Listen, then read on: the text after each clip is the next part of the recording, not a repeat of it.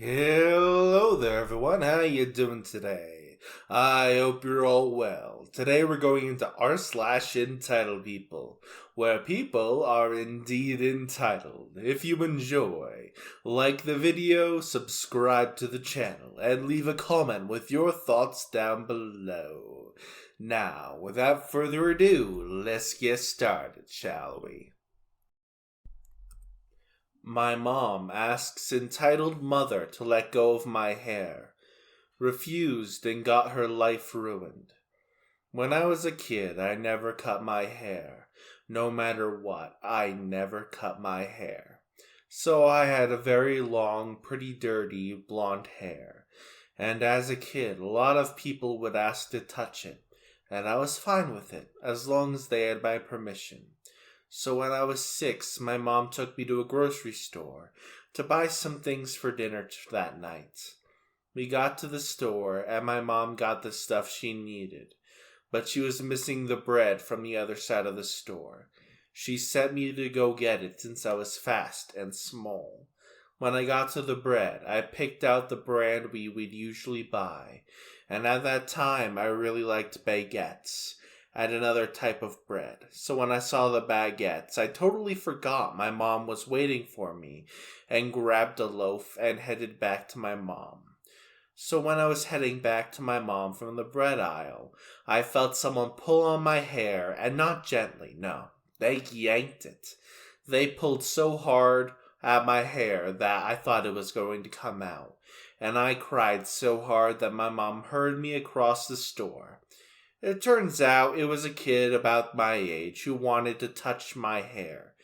So his mom, and I say his 40-year-old mother, pulled my hair so her frigging kid could touch it. My mom rushed over and told the lady to let go of me. This is basically how the conversation went. EM is entitled mom, M is my mom, and me is, well, me. Duh. Let my daughter go, says M. Entitled mother says, my child just wanted to touch her hair. She has very pretty hair. I said, she pulled on my hair, it hurts. You could have just asked, you can't just pull kids' hair. I can call the police for assault, says my mom. Entitled mom said, you are harassing me. All I did was let my son touch her hair. I can call the police on you for harassing me and my child. My mom said, firstly, I'm not harassing you. You've assaulted my child. And secondly, you can call the police. You will only be making things worse for yourself. And as it turns out, the entitled mother called the police and they took both our statements.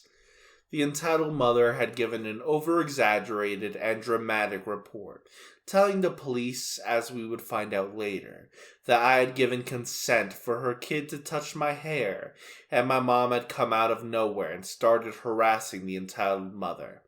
My mother had given the police the actual report from her side. I had been asked to give a report, but I was too scared and tired from the experience to say much. They checked the security footage and saw what actually happened. I don't remember the next part, so bear with me here. My mom decided to press charges and sue the entitled mom for assault, and she was sent to jail for 6 months and fined for providing a false police report as the cherry on top. Well, she got what she deserved. Good on your mom, OP. Anyway, on to the next story. Deadbeat brother crashed my Crown Victoria. Gets a night in jail he won't forget. I, 21 male, have an older brother Dave that has always been a jerk to me. There is only a 1-year gap between us, but he liked to beat me up when we were kids. And he acted like anything that was mine was also his. He was also somewhat the golden child, which made me miserable, so no surprise I moved out at 18. My uncle is a now retired police officer, and he took me in after I left home. He even hooked me up with a decommissioned Crown Vic. I absolutely loved that car. I don't know why, but Dave hated the fact I had that car. He drove 3 beater cars into the ground while my Crown Victoria kept chugging along. Well, after his 3rd beater finally died when he drove it into a pole, he asked me to borrow my car. I had a bad feeling and said I wasn't going to do that. He called me entitled and said he needed a car to get to work. I told him to take the bus because I know how he drives, and my Crown Victoria was off limits. My parents called me after that and told me to just lend him my car. I said I won't, no matter what they say. I rely on the car and need it as well since it's my personal transportation. Dave wasn't the only one in the world with a job he needed to get to. My uncle congratulated me for standing up to them and gave me a high five. A few days later, when I got off work, the car wasn't where I parked it. I called my brother's cell, but he didn't pick up. Then I called my parents and asked him if he took my car. They denied it, so I said I was going to call the cops, and then they admitted he borrowed it because he needed it. I told them he better bring it back right now or I'll have the police looking for him. They called me a jerk and then phoned Dave to bring me my car back. He showed up in the parking lot in my car 20 minutes later. I demanded to know how he stole my car, and he held up a set of police Crown Victoria keys he bought online. Some were made universal. I told him if he ever stole my car again, I'd have him arrested. He then had the audacity to ask for a ride home. I told him he'd maybe wait in the December cold after stealing my car, so he could walk. He called me a jackass before I drove away. After that, my uncle installed a tracking device in the car. So when Christmas Day came, I was celebrating with family, like every year. The roads were cold and icy, so I had to be very careful while driving. By now, you're probably clued in on the title. Yeah, Dave borrowed my car again during the Christmas party. Apparently, he decided he was going to pick up a friend and figured I wouldn't notice. But I did when I looked out the front window and saw my car was missing. I pulled up the tracking app and saw he was a few miles away. I then called his cell to yell at him. Everyone in the party saw this and asked what was going on. I said Dave stole my car again, and my uncle confirmed it wasn't the first time. Dave told me over the phone to screw off and that he'd be back soon. I said he better not have been drinking, but he just hung up on me. Well, while I was watching the tracker app, the dots stopped and didn't move for a while. Soon we got a panicked call from Dave asking for help. He'd crashed the car because he couldn't handle the icy roads, and he wasn't used to a rear-wheel drive vehicle. So he piled in my parents' minivan and followed the tracker. We found Dave by the road and my Crown Victoria nose-deep in a snow-filled ditch. My uncle was furious, as it was formerly a car of the department, and I was mad as heck at Dave for stealing my car again. My parents wanted me to let it go, but I said enough was enough and I was going to call police.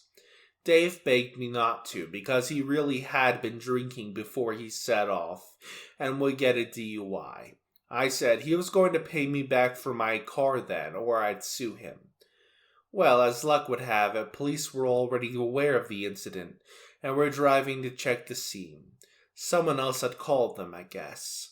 My parents tried to say I was the one driving the car, and they were just there to help me. I said that wasn't true, and my uncle backed me up. In fact, one of the cops that was there recognized my uncle, and they had a chat. They then went to Dave and asked to see his license, which I then found out was suspended after he'd crashed his previous car. They then breath tested him. He wound up with cuffs slapped on his wrists, while my mother was crying and begging the police not to take him away. But the officer just said that she and my dad could get arrested too for lying to the police, and that shut my parents up. And we got back in the minivan. The Christmas party was ended early, and my parents drove me and my uncle home, since he rode with me. They didn't say much to either of us the whole drive, and just sped away as soon as we were out of their van. And they nearly slipped on the road themselves doing that. My brother was let out of jail the next day, and he looked so scared that he was practically crying. The cops there had roughed him up a little bit while talking about prison and the stuff they'd seen going on there. Dave had actually peed himself during that, and they let him take a shower. And that's when my uncle started cackling up and revealing that he and his friends in the department never filed the DUI, and just the charge for the suspended license, which was about a $600 fine. My uncle said he just wanted to teach Dave a lesson, and this would be the one and only time he'd ever get his help. Dave then apologized to me and said he'd have to pay for my Crown Vic fixed, and he would never touch it again. When it got pulled out of the ditch, the front end damage was actually minor. It needs a new front bumper, a headlight, and a grille. The damage was just superficial, thankfully. My parents have pretty much glossed over the whole incident and acted like it didn't happen.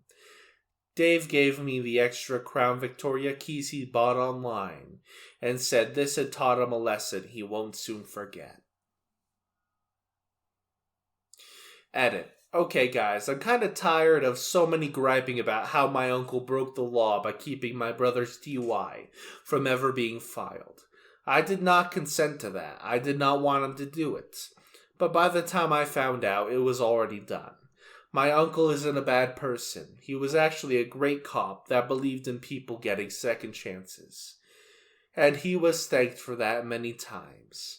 Last year I saw a random man recognize my uncle and thank him for putting him on the straight and narrow some years ago. My uncle also detests racism, as do I. I won't deny the cover-up of the DUI by the department was wrong, and I have no idea how they did it, but it's already said and done. I no longer care about that. My brother willingly paid in full for the repairs to my car, and he's keeping out of trouble. I know he could have hurt or offed someone. That much is obvious, but he didn't. My parents should have been arrested for lying to police too, but they weren't. But my father was arrested later anyway because he attacked a man after being called out as a narcissist. And now that situation is what is currently going on. What happened with my brother is basically done now. My father trying to cave in a man's face and say it is far more important at the moment than something that happened weeks ago. I've already heard it all in the comments about police corruption, needing to get my car rekeyed or have the locks changed, or several other measures. I do plan on having the locks changed or rekeyed when I can afford it, but I currently can't afford it. So in the meantime, I'm getting a kill switch and a steering wheel club. That's the end of today's video. I hope you all enjoyed the stories I had for you. Please like the video, leave a comment with your thoughts down below, and subscribe to the channel. I will see you all next time.